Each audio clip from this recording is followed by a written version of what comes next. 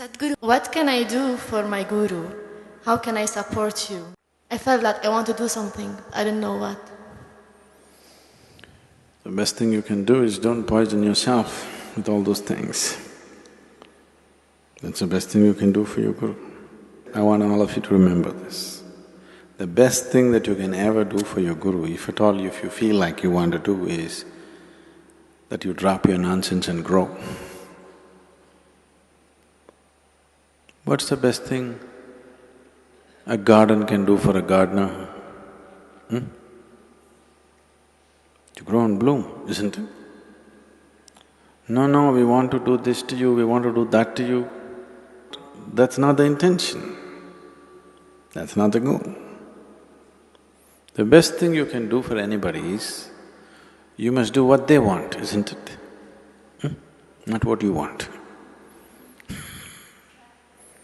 Always this is the problem. The best thing you can do for anybody is, you must do what they want. All this activity,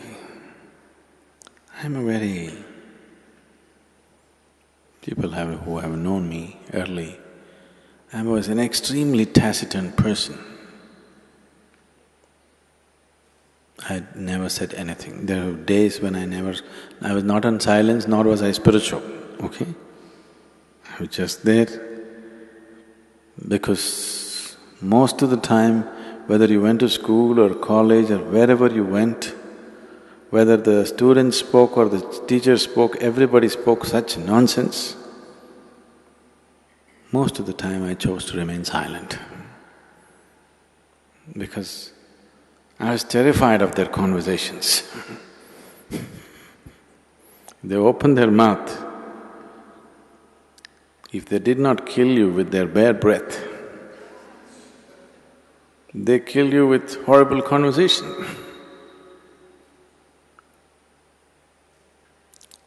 Very few people on this planet can simply joyfully say something, it doesn't matter. You don't have to say some great thing. Simply pouring out of their heart, saying something, or simply able to be with another person, very few people. All others are desperately trying to be smart, or they're repeating something they heard somewhere, something they read somewhere, some nonsense endlessly. So I would never speak. Very rarely I would speak.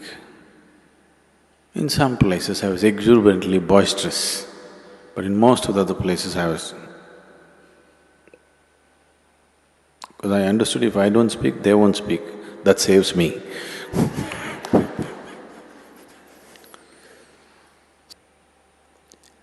So now all this endless talking, this activity, non-stop, doesn't matter where I am, constantly I'm in groups of people, not even with individual people, constantly with huge groups of people.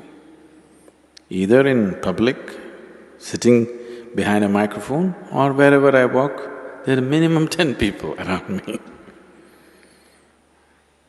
So,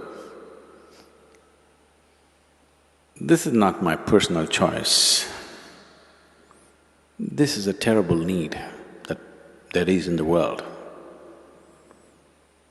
That if you do not communicate the way people know, if you do not behave and act the way people know right now, if you don't walk 2 steps with them, you can never walk them in a different direction. So, there is nothing you can do. The best thing you can do is you grow and blossom. Drop your nonsense. Your past nonsense, you leave it to me, present nonsense you handle. If you do that, that's the best thing. Now suppose you died. Even if I died, I will not stop the spiritual part of my activity. So I'm not so concerned about that. Yes, we're concerned. The foundation could be hurt, activity could be hurt, but not the spiritual part of the work. The concern is that people will be here and if they don't grow,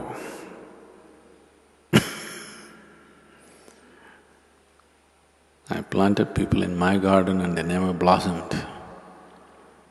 That I'm terrified of.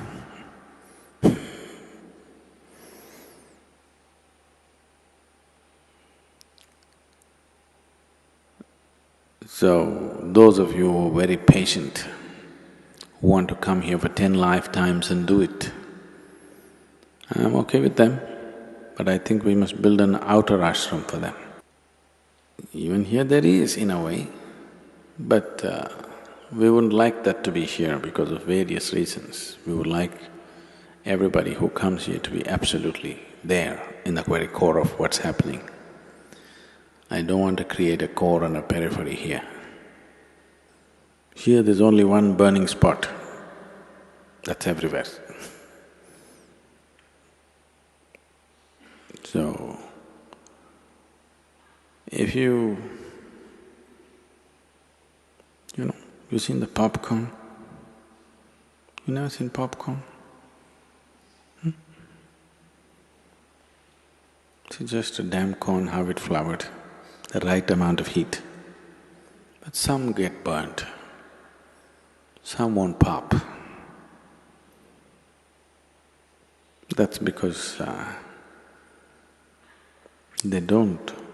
All of them were given the same heat, but some don't receive it properly. They do funny things, and instead of popping, they get charred. Instead of flowering, have you seen a popcorn flowering?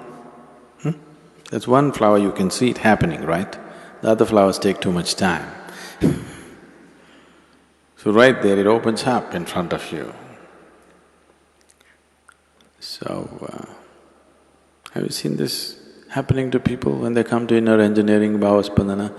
In 3 days' time, people are like that.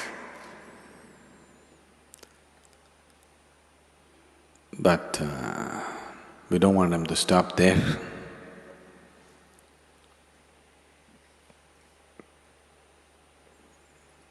Because we are attanika asapadu people.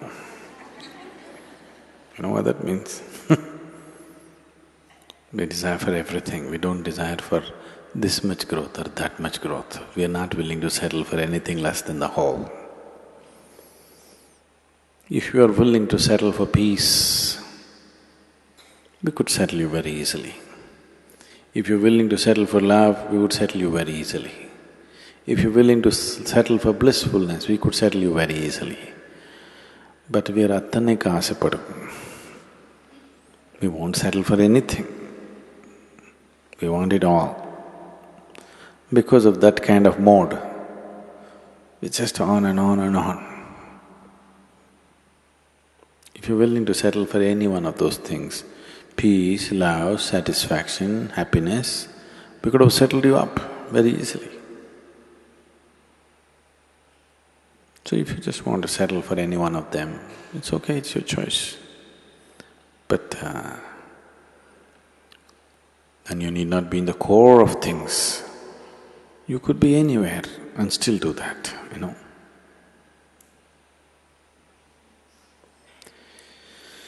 So, what could I do? Especially if Sadhguru is going to die tomorrow, you must blossom tonight, isn't it? So I want you to look at life like this. Either you may die or I may die tomorrow morning. So, something should happen tonight. Isn't it so? So don't think in terms of weeks and months and years and decades or lifetimes. Think in terms of moments.